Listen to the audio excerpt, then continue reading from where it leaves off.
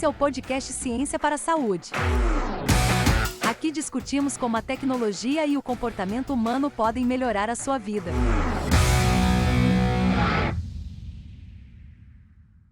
E aí, pessoal, bem-vindos a mais um episódio do nosso Ciência para a Saúde podcast. Hoje um episódio muito especial. A gente está com dois convidados, o professor Hugo Correia, o professor Thiago Rosa, grandes especialistas em doença crônica renal e exercício. E esse episódio é muito especial para mim, eu acho que para quem também vivencia o cotidiano das doenças crônicas e quem tem essas doenças. Então hoje eu convidei eles para a gente bater exatamente esse papo sobre a pesquisa que eles desenvolvem nessa linha, sobre as perspectivas do tratamento envolvendo o exercício. E eu queria muito que vocês conhecessem essas duas figuras sensacionais que eu também tenho o prazer de chamar de amigos. Né? Bem-vindo, Hugo, bem-vindo, Thiago. Obrigado por terem aceitado o convite e que essa casa seja de vocês também. Muito obrigado. Obrigado pela oportunidade, né, da gente poder falar de um assunto que a gente gosta muito. E de estar entre amigos também é sempre positivo, porque criam novas ideias. Com certeza. E eu acho que esse é um ponto muito legal. Para mim, no caso, está sendo quase que uma outra qualificação, né? Que do meu lado está o meu orientador, do outro lado está parte da banca examinadora. Então, é um podcast / qualificação aqui do meu doutorado, já que a gente vai falar um pouquinho, né, do que a gente vem fazendo. Excelente. Se for com a qualificação, vai ser melhor ainda, então, né? Você foi excelente. Ó, para a gente conhecer vocês, para quem está assistindo a gente, né? Primeiro fala um pouquinho de onde vocês vieram, de onde começou essa carreira nesse início, background científico de cada um de vocês, e aí a gente starta esse assunto para as pessoas entenderem melhor. Primeiro, os mais velhos, né? Faz parte. Eu sou profissional de educação física, sou de Mogi das Cruzes e lá na Universidade de Mogi eu fiz tanto a licenciatura quanto o bacharelado em educação física. Ainda era pleno naquela época? Não, eu fiz 2 vestibulares. Eu fiz um vestibular para licenciatura, terminei. Fiz outro vestibular para o bacharel. Caraca! Para poder dar continuidade. E lá tinha um aspecto de ciência muito legal. Um curso de biotecnologia, de mestrado e doutorado. E aí aquilo me encantou, prestei a prova para o mestrado, consegui entrar e entrei num mundo diferente para fazer o mestrado em biotecnologia, trabalhar com modelos experimentais, com roedores, camundongo, exercício físico. Foi bem bacana.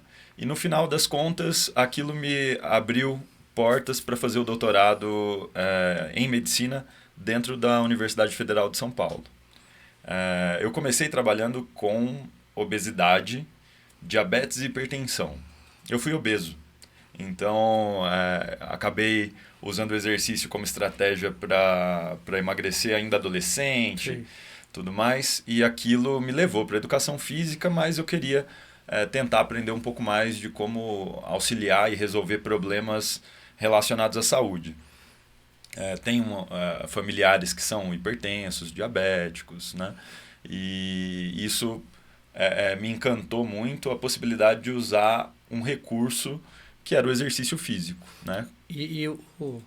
A gente fala, né? Você começou com hipertensão, diabetes, as doenças crônicas.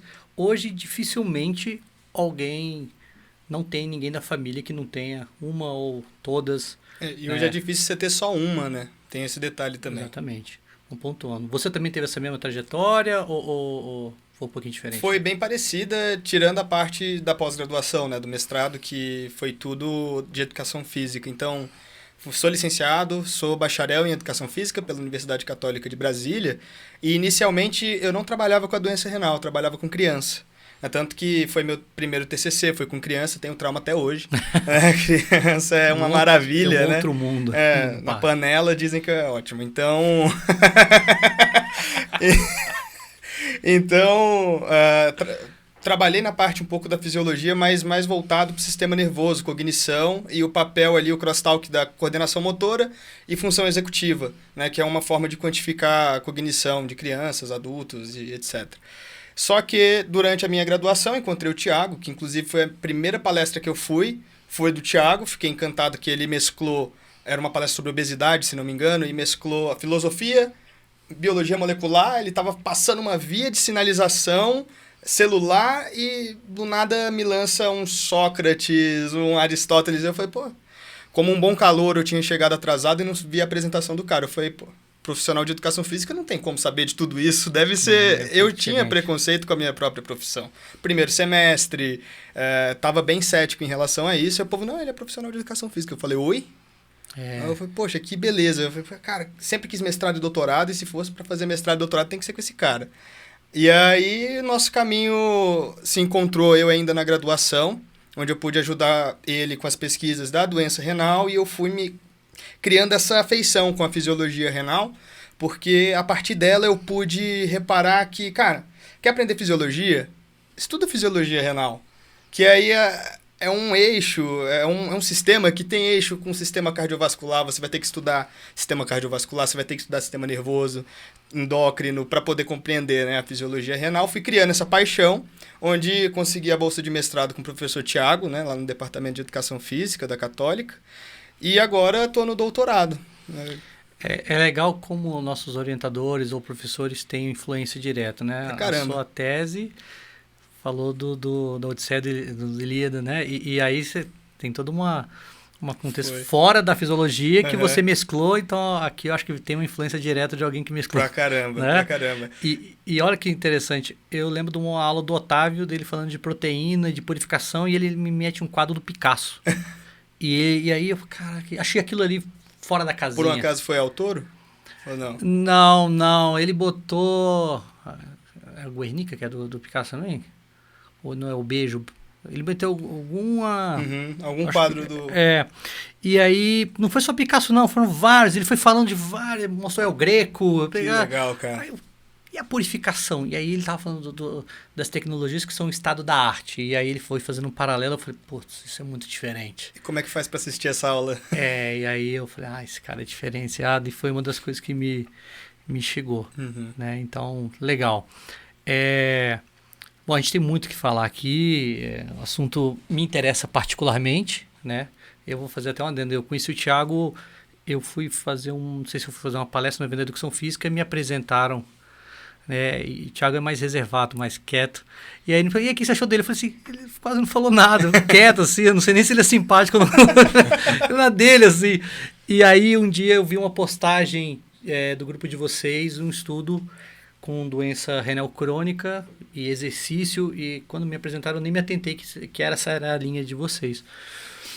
E aí eu lembro que eu estava voltando de uma viagem com a minha esposa e eu falei, é exatamente o meu contexto. O exercício, eu tenho doença renal crônica, eu mandei uma mensagem de WhatsApp mesmo, WhatsApp não, Instagram, e na hora o Thiago me retornou e a gente ficou ali quase uma hora no telefone. Aí eu falei, putz, que legal. Bom, depois a gente até vai falar bastante sobre isso, mas foi quando eu descobri que tinha muito próximo de mim pessoas pesquisando o impacto do exercício, né, na progressão da doença renal, ou seja, tentando evitar. E eu acho que foi por isso que eu quero, né, puxar esse assunto com vocês, por causa da quantidade de pessoas que têm essa doença, precisam conviver com ela e precisam, nesse processo de aceitação, entender que há uma vida saudável possível. Totalmente. Né? E em vários estágios. Né? Então, até, Thiago, como é que começou a doença renal para você? Porque o Hugo, acho que eu entendi. Mas para você, como é que você chegou na doença renal e qual foi o start que você falou, cara, o exercício pode ser o caminho aqui onde eu quero, de fato, me aprofundar? Durante o mestrado, trabalhei com obesidade, hipertensão, diabetes, tanto com modelos experimentais quanto com humanos, né? E aí, uma coisa me chamava muita atenção. Um dos critérios de exclusão de boa parte dos estudos com hipertensão, diabetes, era a exclusão de lesão de órgão-alvo, como, por exemplo, o rim. Ou seja, o quadro mais grave, o quadro mais difícil de trabalhar, era excluído. Então, em geral, essas pessoas não são bem tratadas. Né? As pessoas são excluídas, inclusive, do métier de ciência, de pesquisa. Isso acontece por facilidade e conveniência, às vezes, do pesquisador. Ele quer aprender, controlar bem e aprender uma coisa muito específica de um subgrupo muito específico. As pessoas são hipertensas, mas ainda não evoluíram para uma doença mais grave e tudo mais. E dentro da Unifesp, a gente tem um local, né, importante de atendimento, tanto ambulatorial quanto para hemodiálise de pessoas com doença renal, e vários professores da nefrologia. Né? E um dos professores que chamava mais atenção na época era o Nestor Shore, e ele tinha, né, uma bagagem muito grande. Ele tinha um grupo de pessoas que só trabalhava com exercício, ou seja, um nefrologista que tinha um grupo específico de exercício, o que era muito legal, chamava muito atenção, e aquilo permitiu com que eu criasse curiosidade e começasse a querer desenvolver trabalhos dentro da área. Então, isso no mestrado ainda? No doutorado. Já no doutorado. No mestrado foi sempre ligado à obesidade, diabetes. E por coincidência, o meu orientador, o Ronaldo, na época, ele passou no concurso na Unifesp. Por isso que eu fui acabar conhecendo bem a Unifesp, e ele acabou sendo um professor da nefrologia. Que legal. Então, os caminhos, né, diabetes, hipertensão, obesidade, conduzem à doença renal crônica. Na maioria das pessoas que têm doença renal, é por esse motivo. Não era por acaso isso, então. E, no final das contas, a gente começou a conhecer muitas pessoas que trabalhavam, né, com esses pacientes e com modelos experimentais também. E aí a gente começou a tentar pensar o exercício como uma forma de tratamento não coadjuvante. Porque por muitas vezes o exercício é ditado como um tratamento coadjuvante, mas não, ele é um tratamento principal. Sim. Junto com outros tratamentos principais, ele é fundamental. Ele deveria ser parte fundamental dos protocolos de tratamento. E vocês arriscariam dizer que isso também serviria para todas as doenças crônicas degenerativas? Qualquer uma, cara. Porque uma vez um professor de graduação ele falou assim, uma analogia simples que eu levo para a vida, que é a questão de que máquina parada ela quebra mais do que máquina funcionando, né? Uma máquina funcionando. E ele também fez uma analogia que assim, a gente não bota gasolina num carro que já está com o tanque cheio. Então, fazendo aquela analogia do excesso de comida e tal. E quando eu vejo a questão, o entendimento do exercício como algo primordial, não é primordial, você vai fazer isso e as outras coisas. Como a gente sabe que o exercício, todos nós aqui somos da educação física, por isso que a gente entende o exercício como um agente não farmacológico, preventivo e de tratamento, né? Que os benefícios sistêmicos do exercício, eles são inúmeros. E aí daí você ajusta, faz os pequenos ajustes para cada doença específica. Mas essa foi a sacada que para mim fez a diferença. Entender o seguinte, cara, o exercício de tudo que eu posso fazer é o primeiro que eu não poderia abrir mão. Mas isso mesmo sendo da área, e eu vou falar até com vocês que vivenciam a mesma coisa. Eu sou formado em educação física, tenho 20 anos de experiência na área acadêmica. Mas mesmo assim, no meu dia a dia, eu tinha essa dificuldade de incorporar para a minha vida esse hábito. Então, foi quando eu realmente entrei no grupo de vocês para ser tratado, não como pensador, mas para ser quase um paciente, que eu assumi que o exercício era o meu fármaco principal. Até porque na doença renal não tem muito um fármaco que vai melhorar a sua função renal, né? Ou pelo menos fazer o que o exercício pode fazer. Estou certo de pensar dessa maneira? 100% certo. E tem uma coisa que é legal, é que muitas medicações, e é importante dizer que a gente não deve demonizar as medicações. As medicações estão aí para auxiliar, né? Eventualmente, se a gente pode, com o exercício, diminuir a dosagem de alguma medicação, mantendo efeitos muito bons para o paciente, ótimo. Mas as medicações não devem ser demonizadas. Elas são importantes, elas são muito importantes e precisam ser prescritas corretamente, tal qual o próprio exercício físico. E dentro desse contexto, o exercício pode, inclusive, ajudar aqueles que não podem tomar determinadas medicações. Por exemplo, o paciente que é diabético e faz hemodiálise, por vezes ele não pode tomar algumas medicações como metformina, que reduz a glicemia, né, do paciente, ajuda na captação, principalmente o diabético tipo 2. Aumenta, inclusive, o risco de acidente vascular encefálico. Então, o exercício ele se torna fundamental, porque já que ele não pode tomar determinadas medicações, o exercício vem auxiliar muito. Ele vai ter um papel quase como uma espécie de substituto daquela medicação naquela condição específica. E essa talvez seja até uma pergunta mais polêmica.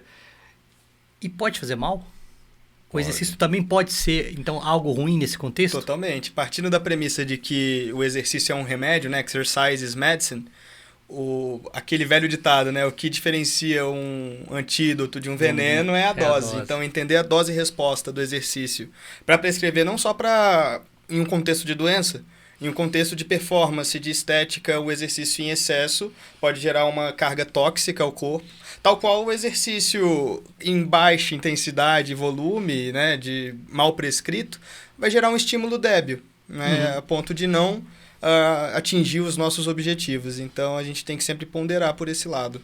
E é legal estar aqui conversando com vocês que têm ampla experiência nisso, porque e muitas vezes a gente veio de uma educação física de algumas pessoas mal preparadas, que tá com problema, joga na água. Tá com dor no joelho, joga na água. Tudo água.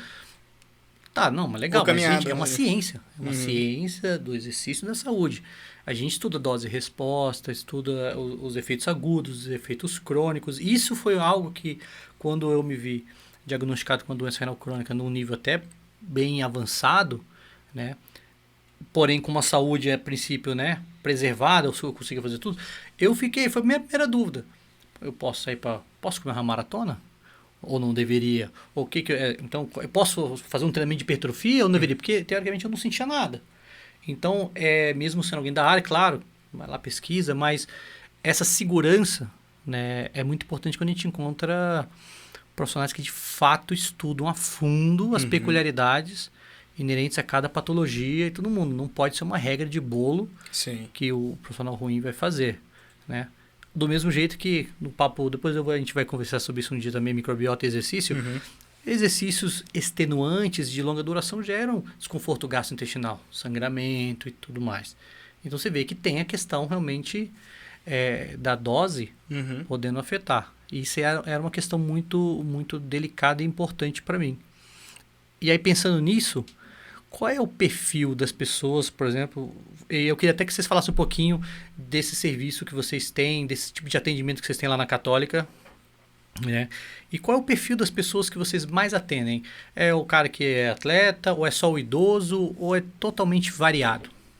É bem heterogêneo, mas a doença renal crônica tem algumas características peculiares. As assinaturas da doença renal que você consegue... 90%. Na sua tese. 90% das pessoas que têm a doença renal crônica em algum estágio, e tem vários estágios, né, são 5 estágios de evolução da doença, a gente tem um perfil com algum problema relacionado à glicemia, diabetes, hipertensão, ligado à pressão arterial, obesidade. Em geral, esse é o perfil associado ao próprio envelhecimento. Então, envelhecer conduz também a uma diminuição razoável da função renal.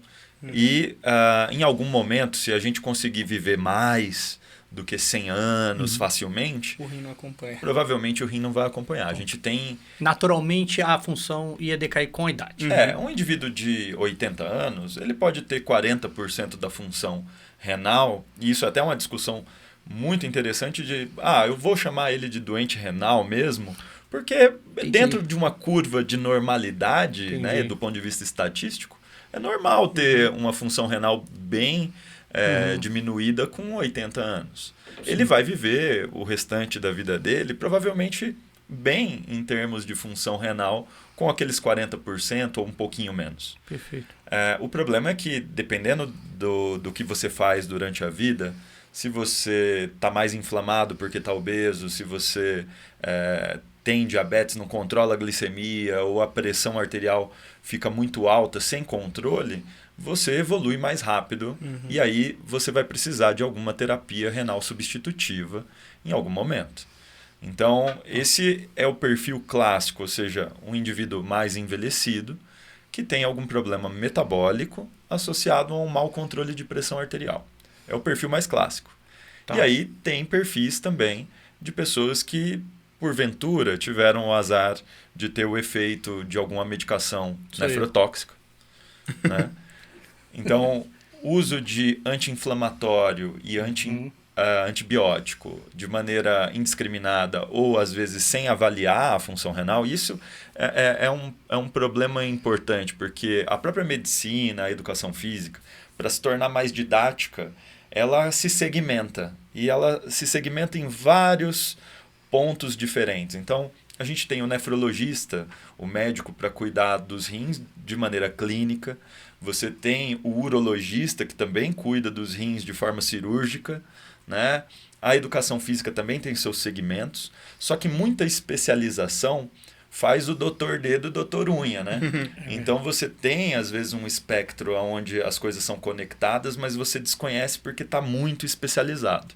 Então, às vezes você vai num endocrinologista, num reumatologista, eles vão cuidar de você, mas às vezes não vão olhar para o rim, que é por onde você excreta drogas e toxinas importantes do metabolismo. E aí, essa medicação, quando você não vai avaliando, pode prejudicar o fígado, pode prejudicar o rim, por exemplo. Né? Eu até me sinto na obrigação de compartilhar isso com quem está assistindo, porque o tema é específico mesmo. E quando eu tenho uma doença autoimune gastrointestinal, né, a colite ulcerativa, que me gera essas inflamações, essas úlceras, e eu vim com crises de sangramento durante muitos anos. Então passei a fazer uso de mesalazina, que é a doença o fármaco de escolha, e que muitas pessoas vão responder a ela. Depois você pode ir para os imunomoduladores e os imunobiológicos, que é o estágio que eu estou hoje. E eu lembro que uma pessoa que tem esse tipo de doença, ela sofre com dor. Diferente do rim, quando não é uma pedra no rim, você não sofre com nada, você nem sente, né? Pelo menos no meu caso, absolutamente nada. Mas o intestino me gerava dor, cólica, sangramento. Então era onde a minha atenção estava, no meu intestino. E quando eu ia no médico, ele até falava do rim. Olha, tem que acompanhar. Mas é aquela coisa da atenção. Você dá atenção para onde está a dor. E o rim era aquela... vamos olhar. Então, assim, várias vezes eu negligenciei. Aqueles exames começaram a ficar espaçados, porque eu estava mais preocupado em tomar o corticoide para tirar o sangramento, aquelas coisas, e fui focando. E aí o 0,005 da bula acontece às vezes, né? Uhum. Que se você está atento, né, para todas as questões, aquilo ali às vezes você evita rapidamente ou tenta evitar o impacto. Então eu tive exatamente isso, uma nefrotoxicidade devido a um fármaco, e a hora que eu tirei isso, o rim segurou com o que restou, mas já era, né? Vocês conhecem meus dados, eles são bem perdidos. Então isso é algo importante. E você falou algo também sobre o uso de antibiótico e eu para muitos que não sabem, eu fui fumante também. E qualquer dor de garganta, um anti-inflamatório. Não é porque eu queria ficar melhor, porque eu queria poder fumar estando com a garganta sem ruim. sentir dor, né? O ser humano é muito corno, né? Ele, quando resolve fazer coisa ruim, ele, né? Depois a gente vai ficando mais velho e a gente fala, cara, vai pensando em cuidar da saúde. Antibiótico até que não. Antibiótico eu sempre tive um pouco mais de medo por algum motivo. Mas que eu conheço de gente que toma antibiótico por qualquer coisa, e só isso já rende um bate-papo aqui extra de superbactérias, que se a gente começar a falar disso, a gente vai desvirtuar. Mas, então, voltando para o exercício. Então, a gente tem que o exercício realmente faz bem, tem uma questão de dose. Hugo, a sua tese foi mais ou menos nessa linha? Entender a dose ou... Isso. Na verdade, a minha tese, a gente pode dividi-la em dois grandes objetivos, né? Em dois grandes braços, mas todos eles com uma visão miocêntrica, com a visão da massa muscular. Então, tem um contexto mais de prognóstico, verificando o efeito da massa muscular, o papel da massa muscular sobre marcadores inflamatórios na doença renal. Então, aquele paciente que era sarcopênico, ou seja, uma baixa massa e uma baixa função muscular. Como é que é a mortalidade nessa população? Será que morre-se mais, morre-se menos? Como é que eram os marcadores inflamatórios, marcadores relacionados à anemia? Então, tem todo um screening inicial né, dessa parte do papel da massa muscular sobre o prognóstico da doença, e a gente viu que sim, aqueles pacientes sarcopênicos que apresentam baixa força ou baixa massa muscular, eles têm um prognóstico um pouco mais adverso em relação àqueles que têm uma função muscular normal. Então você estava estabelecendo um perfil. Isso. Baseado Isso. na massa muscular. Perfeitamente. E aí onde tinha menos era onde aparecia mais as características. Isso, exatamente. Então, a partir disso, surge a seguinte pergunta: e se eu manipular a massa muscular dessas pessoas? Então, se eu aplicar um treinamento, que a gente sabe que o treinamento manipula a massa muscular dessas pessoas, será que eu consigo melhorar o prognóstico delas? Então, tem um contexto desde o estágio conservador, pacientes em estágio 2 que não precisam fazer hemodiálise. Então, qual o papel do treinamento resistido, né, esse aumento da força, na progressão da doença renal crônica? E a gente viu que aqueles que treinam, de fato, o declínio acontece, mas esse declínio ele é menos acentuado do que no grupo controle, ou seja, aqueles que não treinaram. Portanto, o exercício tem um papel sobre a fisiologia renal, sobre a função renal, ok. Mas o que está associado a isso? E aí a gente analisou perfil inflamatório, a gente analisou estresse oxidativo, a gente viu também que isso é acompanhado com o aumento de uma proteína anti-envelhecimento, que é a cloto, que recentemente a gente publicou uma revisão, meta-análise, sugerindo a cloto como uma exercina. O que é a exercina? Toda e qualquer substância liberada pelo exercício, não necessariamente pelo músculo. Foi visto que o rim, o pâncreas, o coração, durante o esforço físico, geram aumento de algumas substâncias durante o exercício ali, que tem um papel terapêutico. E aí a cloto, trazendo também um leque com a filosofia, né, ela é uma homenagem às 3 moiras, as irmãs do destino, que tinha a cloto, a láxis e a atropos. A cloto é que tecia o fio da vida. E aí o autor, Makoto Kuro, em vista dessa mitologia, ele achou essa proteína, que a falta dela, animais nocaute, animais que não tinham esse gene que produzia essa proteína, tinham uma síndrome que se assemelhava ao envelhecimento. Então, em homenagem à moira cloto, que dá origem à vida, essa proteína anti-envelhecimento foi batizada com esse nome. Né? E nós temos ela. Temos ela. E majoritariamente ela é sintetizada aonde? O principal produtor é o rim. É o rim. É. Legal. Agora, você falou de exercício, muita coisa que você falou aqui dá pra gente explorar. Mas a primeira pergunta, você primeiro fez um perfil e viu que as pessoas com baixa massa muscular seria a sarcopenia. Isso. Ela já tinha esse perfil que o Thiago também explicou. E o excesso de massa muscular também é tão danoso quanto? Olha, tem um estudo publicado na JAMA, ele é um estudo recente, eu achei muito interessante, que eles mostraram que o IMC muito alto, acima de 40, independentemente de ser por gordura ou por massa muscular, tem associação independente a desfechos cardiovasculares adversos. Estou com 39, hein? 39. 40. O que eu acho que dá para a gente raciocinar e que talvez seja uma linha de pensamento razoável é que, primeiro, a evolução humana demorou muito tempo. E esse processo evolutivo, se a gente pegar uma questão mais darwinista e tudo mais, tem movimento. A gente precisou se movimentar. Éramos nômades por muito tempo, fomos nômades, né?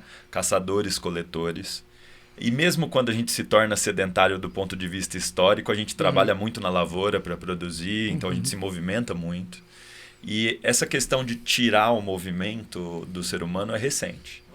Né? Então, depois de revoluções industriais, a gente começou, de fato, a ficar sedentário, sem movimento, e isso trouxe problemas. Mas pensando no contexto evolutivo, a gente também não evoluiu para ficar com massa muscular muito aumentada. Perfeito. Esse não é um processo também natural. Que é natural, que selecionou indivíduos ali aleatoriamente para sobreviver com massa muscular muito alta. Por que eu estou falando isso? Porque a gente não tem um espectro que mostre que muita massa muscular é saudável. Pouca é muito ruim. Então existe a possibilidade de raciocínio de que o excesso também pode ser muito ruim. né? Então, não é quanto mais melhor. Inclusive, a própria atividade física, né? A gente vê curvas, por exemplo, de consumo máximo de oxigênio, capacidade máxima de você consumir oxigênio no exercício, acima de 35 ml por quilo por minuto, a gente não melhora mais a mortalidade populacional. A gente vê número de passos acima de 10 mil passos por dia, a gente não vê acréscimos melhorando, até muito pelo contrário. Um platô, né? Uma espécie ali, a gente tem um aumento exponencial dentro dessas faixas e depois, tanto abaixo quanto fica o Thiago. É engraçado, eu costumo falar para meus alunos que a inatividade física ela é incompatível com a evolução. A gente, na verdade, biologicamente, a gente não foi desenhado para estar parado, né? Pô, a gente fugia do leão, a gente corria para caçá-lo. Exato. Uma questão de... Então, nessa evolução, quando a gente humanamente passou a ficar parado, começaram o progresso dessas doenças a aumentar. Tanto é que você vê lá no PubMed, a partir da década de 70, 80, começa a ver os papers de obesidade aumentando. Por quê? Alguma coisa aconteceu ali que você falou, cara, o que está acontecendo, né? Urbanização aumentando, pessoas saem da lavoura, e aí a gente começa a fazer várias dessas associações.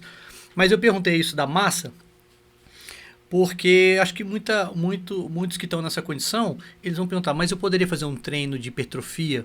E qual que é esse limite, onde eu posso chegar? Porque você tem ali o metabolismo muscular, que pode sobrecarregar o rim. Seria nesse caminho que é onde a gente quer evitar, não só pensando na massa em si, e ele complementou com a questão do IMC, mas, legal, eu aumento a minha massa muscular, porque eu ter uma zona é importante para a minha saúde renal. Tem estudos, ou vocês já verificaram, que é mais uma questão de intensidade de exercício que atrapalha ou de crescimento de massa mesmo? Onde é que esse camarada tem que pisar no freio e falar, ó, aquele treino de hipertrofia muito pesado para você com doença renal talvez não seja bom, mas você precisa estar engajado num treinamento, numa zona, talvez essa seja uma dúvida. De quem está talvez numa fase ainda conservadora, né? Não está numa hemodiálise, que ele está um cuidado, né? Mas esse cara que está mais solto, isso tem essa faixa? Vocês recomendam alguma coisa? Onde é que essa pessoa busca esse tipo de orientação? Bom, tudo é uma questão de avaliação, né, na verdade. Então, quando a gente está trabalhando com um paciente com a doença renal crônica, a avaliação e reavaliação é fundamental para a gente entender o que esse treino está fazendo. Então, às vezes, a gente faz um treino a partir da avaliação, sempre dentro de uma zona de segurança e uma zona conservadora para esses pacientes, uma vez que a gente está trabalhando com uma população muito frágil, né? Portanto, ainda não tem na literatura e a gente ainda não buscou analisar de forma mais acurada sobre how many is too much. Ainda não existe essa resposta. Entendi. Mas tudo parte ali de exames e quando a gente fala de massa muscular, em um contexto normal, onde não há abuso de drogas para esse fim, Sim. a gente tem vias que modulam isso, né, que inibem o excesso de hipertrofia para que o excesso de massa muscular não seja o problema, que é a miostatina. Então, se isso faz parte dos nossos sistemas biológicos, não é por acaso. Beleza. Em geral, me desculpa, mas em geral, o excesso de massa muscular tende a não ser o principal problema para essa população. Na maioria das vezes é para menos, né?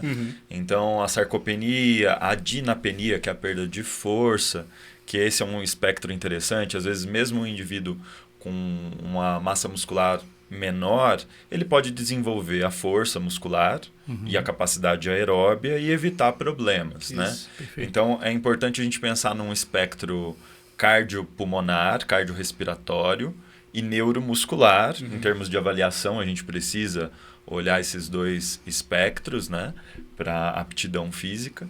Geralmente o problema é sempre para menos para essa população, nunca para mais. Mas a gente tem alguns pontos de corte razoavelmente definidos, por exemplo, para consumo máximo de oxigênio, atingir em torno de 35 ml por quilo por minuto parece bastante razoável. Ter que passar disso não é uma necessidade. Então a gente pode começar a trabalhar com um espectro mais clínico. De maneira geral, como o rim funcionando mal, ele gera problemas em diversos sistemas. O melhor ponto é trabalhar a parte clínica. Inclusive, a educação física carece de estudos clínicos e também de um ensino de clínica, de semiologia, né? Aprender. Não é igual o médico, mas a gente tem um olhar clínico, porque por vezes a gente cria fórmulas, né? Faça esse tipo de exercício, não faça aquele tipo de exercício, e na verdade isso é muito problemático. E a gente começou a notar isso porque o paciente, por exemplo, que tem o colesterol alto, ele vai fazer uso às vezes de algum tipo de estatina. E estatina, por exemplo, parece atrapalhar muito os ganhos de massa muscular, né? Frente ao treinamento. No próprio treinamento. Então a gente sabe, por exemplo, que a clínica do treino para quem toma estatina vai ser diferente do paciente que não toma. Então a gente tem que tomar mais cuidado com rabdomiólise. A estatina sozinha gera rabdomiólise em alguns pacientes. Então, associado ao exercício, a gente precisa fazer ajuste de dose. O paciente que é anêmico, o delivery de oxigênio para os tecidos é comprometido. Então, os exercícios aeróbios podem ter um potencial mais oxidativo. Então, a gente tem que olhar se o paciente é anêmico. E como o rim controla a produção de hemácias por conta da eritropoetina, os pacientes tendem a ser anêmicos também. Então, a gente precisa tomar cuidado com isso, porque a dose do exercício não será universal. Porque cada paciente vai ser um universo diferente. Legal. E você falou algo que acho que a gente pode até marcar uma segunda conversa, que é discutir essa curricularização. Se essa nova geração de profissionais da área da saúde em geral, e eu vou colocar da ciência do exercício, profissionais de educação física, fisioterapia, todo mundo que estiver nesse bojo que trabalha junto. Se eles estão aptos, eles estão preparados. Eu sei que provavelmente os alunos de vocês sim, que vocês com certeza falam disso e vocês dão esse direcionado. Mas se a gente pensar que doença renal crônica é uma doença extremamente popular, vou dizer assim, a gente precisa de um profissional qualificado nessa linha. A minha percepção como alguém também no ensino superior é que a gente ainda não está qualificando corretamente os alunos para ter esta visão, né? Pelo contrário, a gente ainda está muito deficitário no entendimento das patologias. Então, acho que vocês têm essa mesma percepção também. É curricularização mesmo, assim, sem dúvida. Da forma como que o currículo está organizado e como a gente necessita de mais tempo e de mais foco para essa questão. Eu vejo que a gente tem uma preocupação muito grande, porque a educação física tem um espectro imenso, né, de habilidades, né? Que ao mesmo tempo que isso é bom, pode ser ruim também.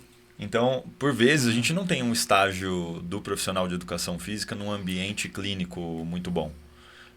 Isso tem que acontecer. Principalmente no caso da doença renal, é uma oportunidade, inclusive. Porque o doente renal ele pode ter problema pulmonar subclínico. Então, ele pode ter edema. O inchaço, quando o paciente incha, ele pode inchar, inclusive, a quantidade de água nos pulmões. O que afeta, por exemplo, a ventilação. A gente vê isso sensivelmente. Problemas neurológicos e cognitivos, então as toxinas do metabolismo acumuladas afetam a parte neurológica. A gente viu que a ação do exercício pode reduzir sintomas de depressão, ansiedade nesses pacientes. Então, por vezes, a parte cardíaca fica comprometida. A gente tem que ter uma clínica melhor, de poder sentar todo mundo e discutir o paciente, a situação daquele paciente, do universo dele. Inclusive, uma coisa que a gente anda questionando muito são os aspectos sociais. Porque a gente tem o paciente que é tratado numa dada condição porque tem um convênio, tudo direitinho. Tem paciente que é tratado pelo SUS, não quer dizer que o SUS seja ruim, muito pelo contrário, o SUS é muito bom. Sim. Mas a condição social que faz o indivíduo precisar do SUS, por vezes não permite que ele tenha todo o espectro nutricional adequado. Então, essa interdisciplinaridade, né? Esse olhar múltiplo. Até assistência social a gente precisa, porque a gente começou a observar que nos critérios de inclusão e exclusão a gente tinha uma perda enorme de pacientes. A gente começou a perceber que uma das características era paciente do SUS.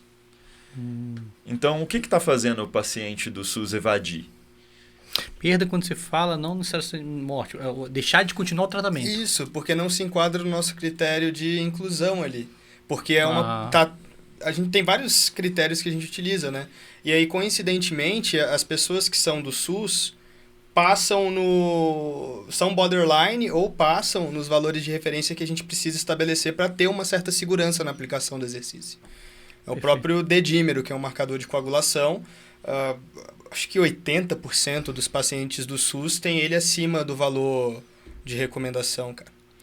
Isso pode ter aspecto nutricional, porque tem paciente que 67% das calorias de ingestão do dia todo é do lanche oferecido na diálise. Na diálise. Nossa. Então, tem gente que tem só feijão, arroz e rapadura para comer em casa. Então, eu vou aplicar o exercício esperando que o exercício melhore com toda a sua potencialidade, se o indivíduo às vezes não tem uma nutrição. Nem alimentado ele está corretamente. Né? Então, a gente precisa de um olhar do profissional do exercício, queira o profissional de educação física ou o fisioterapeuta, que olhe com carinho vários aspectos clínicos. A fisioterapia já está acostumada com esse aspecto clínico, mas a educação física carece de entender melhor a clínica, de entender melhor o paciente como universo.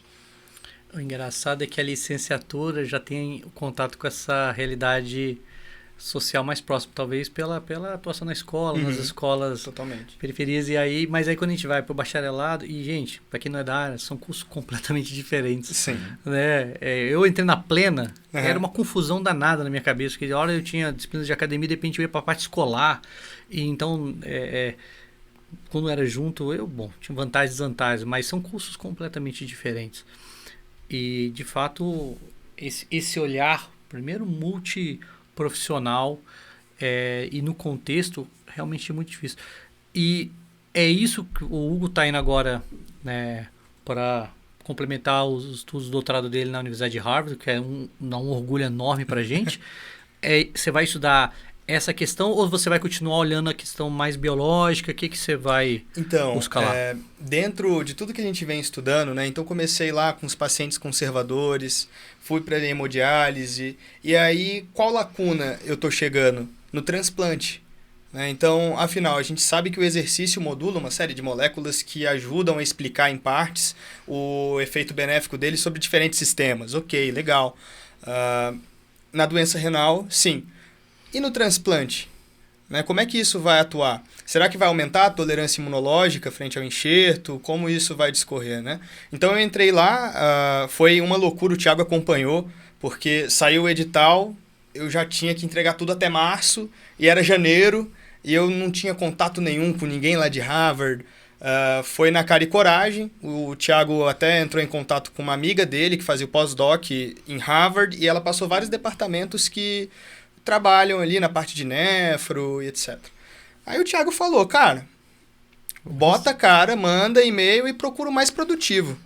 Aí eu falei, tá, né? Vamos lá. Fui vendo currículo por currículo de todos os pesquisadores de diferentes institutos lá de Harvard Medical School, né?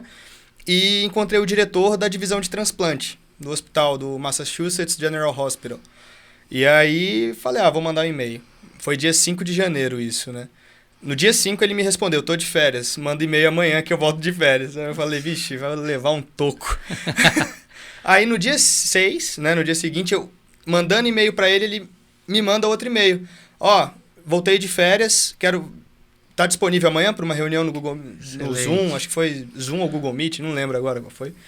Aí fiz a reunião, bem objetivo, ele chegou, oi, prazer, sou Riel e tal. Ele é americano mesmo? Não, ele é brasileiro. Olha só que legal. Coincidentemente, eu fui no mais produtivo e era o brasileiro da galera. Deixa uma mensagem importante aí. Legal. E aí ele falou, o que você quer? Tipo, o que tu quer fazer? Eu falei, eu trabalho com exercício, assim, assado.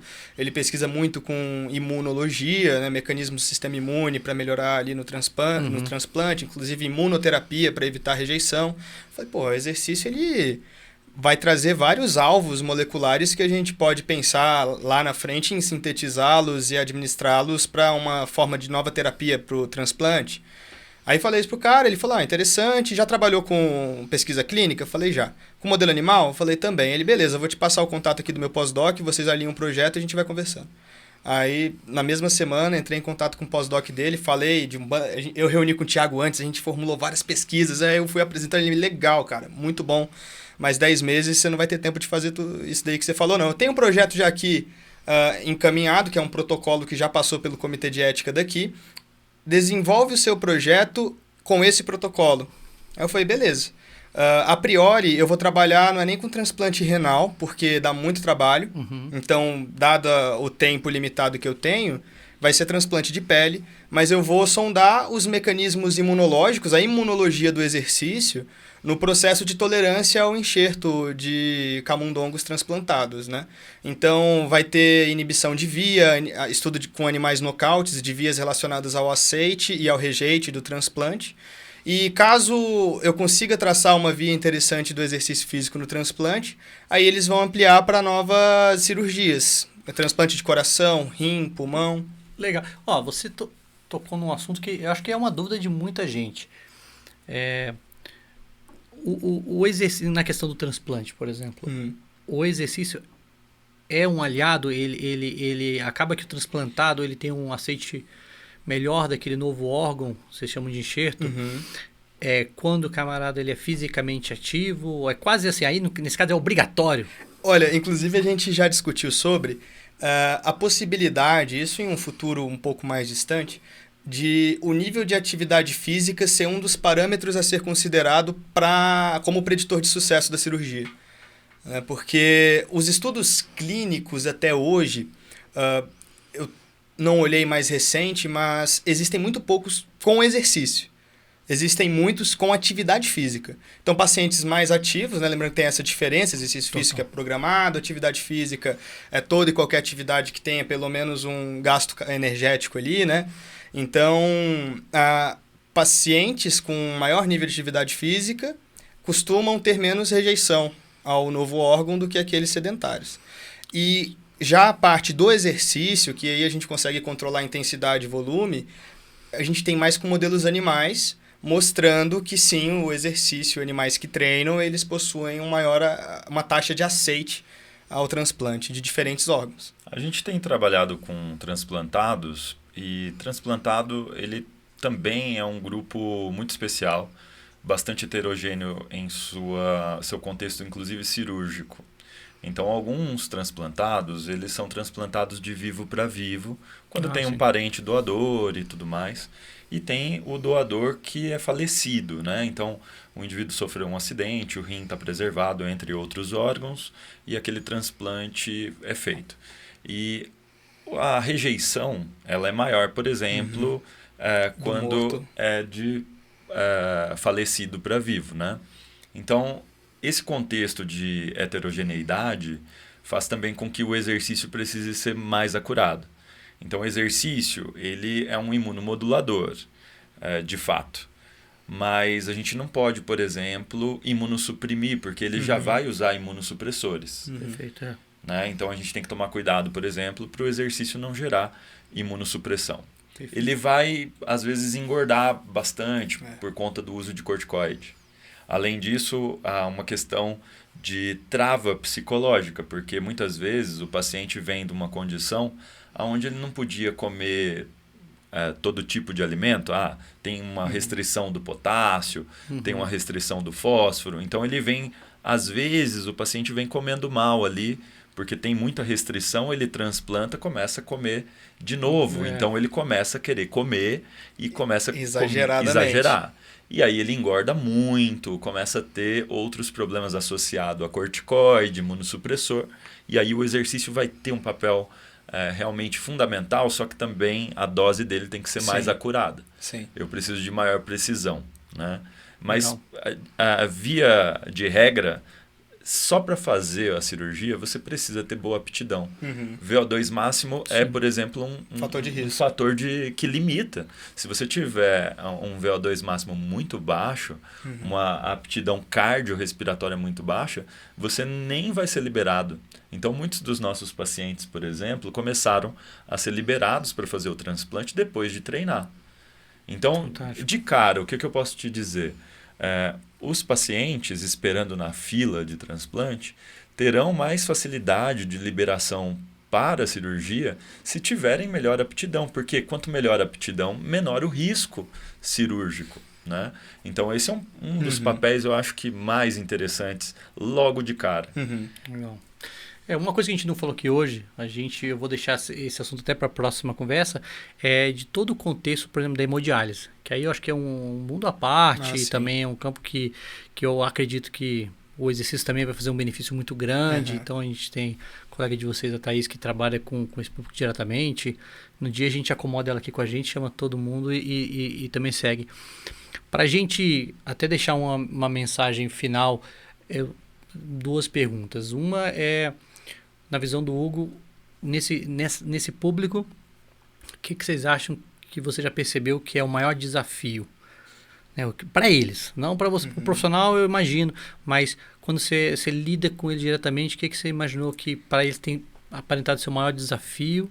E para o Thiago, como é que a gente resolve esse maior desafio, ou os caminhos? Olha, um dos maiores desafios, eu diria que é a própria insegurança que eles possuem, a lacuna psicológica de conhecimento mesmo sobre o exercício e o medo que eles possuem de, por exemplo, progredir carga ou de pegar em um peso de fato, porque realmente, se você não conhece muito o exercício e além do mais do que aparece na mídia de exercício que foi mal prescrito e a pessoa morreu, teve um mal súbito, é genuíno esse medo. E isso é um grande desafio inicialmente de convencer essas pessoas a treinar. E um outro desafio é mantê-las no regime de treinamento. Por quê? Muitas pessoas, mesmo você mostrando o benefício, optam por não continuar engajadas no programa de exercício físico. Então, isso é um desafio que a gente tem, não só o profissional, mas o próprio paciente. E aí o Thiago vai falar ali como possíveis formas de resolver. Eu vou colocar de frente para o Thiago. O Thiago está gostando muito dessa linha social.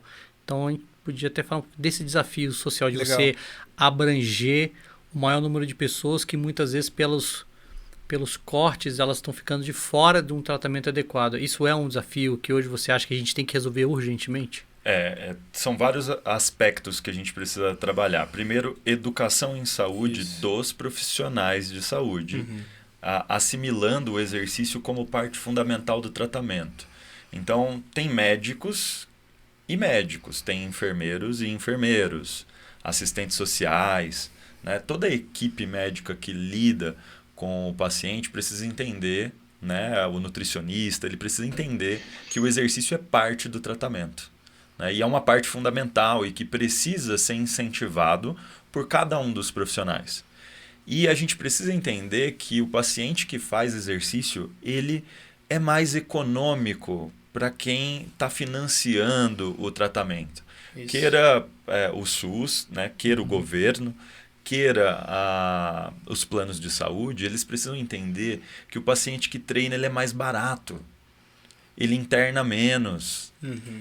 Né? Então, ele pode requerer uma quantidade de medicações de alto custo um pouco menor e vai ter menos intercorrências, e menos intercorrência, menor custo.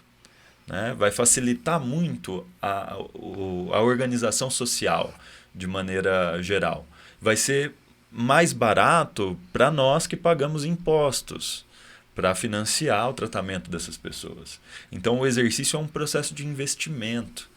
Então, a gente precisa de engajamento, tanto do governo, planos de saúde e educação em saúde dos profissionais da área, para não terem resistência, porque a gente ainda encontra resistência de profissionais da área de saúde que não acham que o exercício pode ser ruim.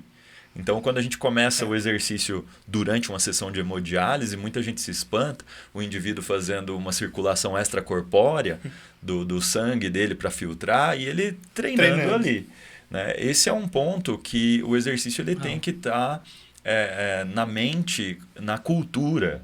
né, das pessoas. O exercício tem que fazer parte da cultura. E a gente não está incluindo nada de diferente. A gente só está voltando ao processo evolutivo do qual a gente se desenvolveu.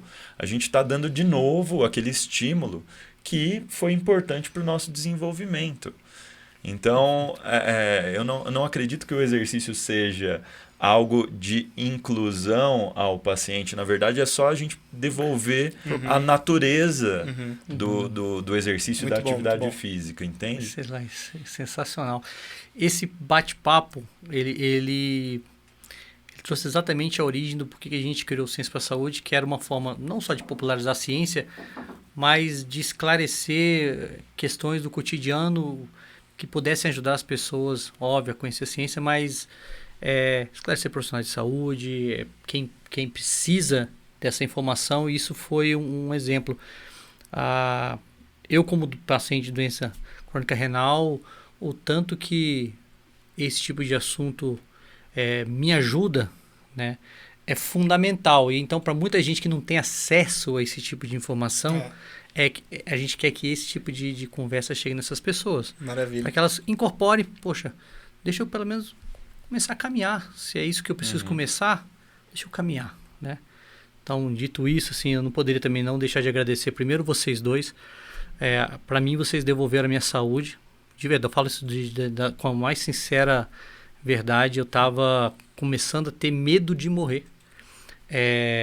E isso é um sentimento muito pessoal. Então, vocês fizeram algo que me resgataram fisicamente. E aí eu tive um ex-aluno de graduação, que é o Gustavo Lopes, não está aqui presente hoje, que um excelente profissional de educação física que incorporou os ensinamentos, me acompanhou, tem me acompanhado.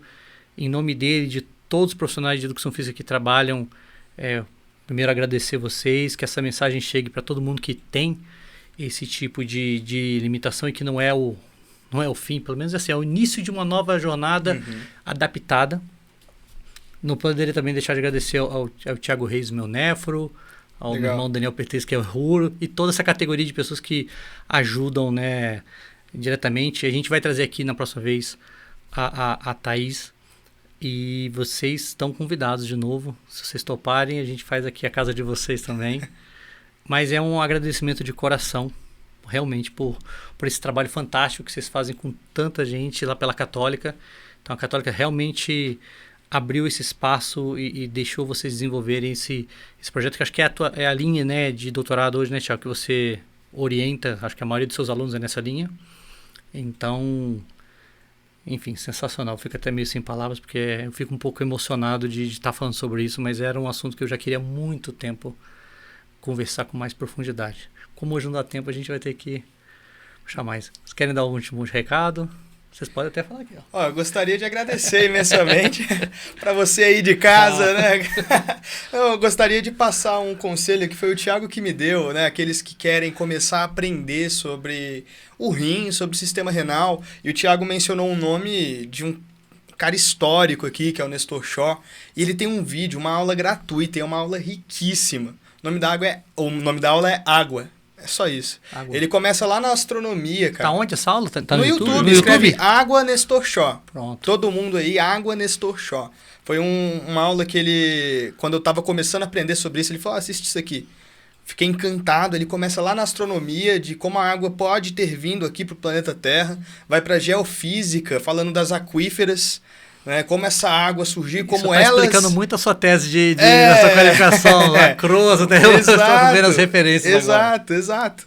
E aí ele vai para a parte biológica e para a parte clínica. Então ele traça toda uma trajetória. Água Nestor Shaw.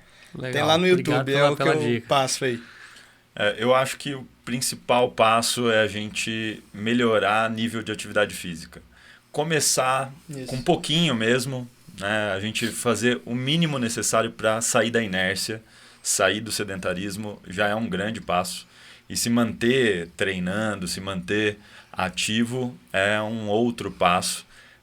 Um dia de cada vez, a gente precisa ir acrescentando e melhorando o nível de atividade física, exercício físico, e por vezes procurar pessoas que auxiliem nessa dose. Se você tem dúvida com a dose, faça pouco.